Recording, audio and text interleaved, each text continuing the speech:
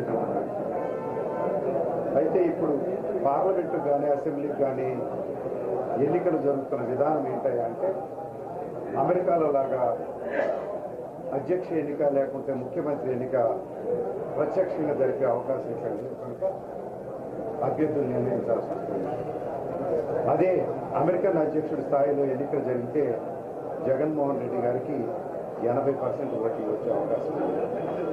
అంతేకాకుండా 175 నియోజకవర్గాల్లో జగన్మోహన్ రెడ్డి గారే నామినేషన్ని దాఖలు చేస్తే 175కి 175 వారు తాడేపల్లిలో కూర్చుని గెలిచే అవకాశాలు ఉన్నాయి. మన ఎన్నికల ప్రక్రియలో అభ్యర్థులు నిర్ణయించాలి కనుక నియోజకవర్గం వారి సంక్షేమ భావజాలానికి వారి సంక్షేమ కార్యక్రమాలకి వారసులను నిర్ణయించే క్రమంలోనే కొన్ని చేర్పులు మార్పులు చేసుకుని మరి గుంటూరు పార్లమెంట్లో ఉన్నటువంటి 7 నియోజకవర్గాలు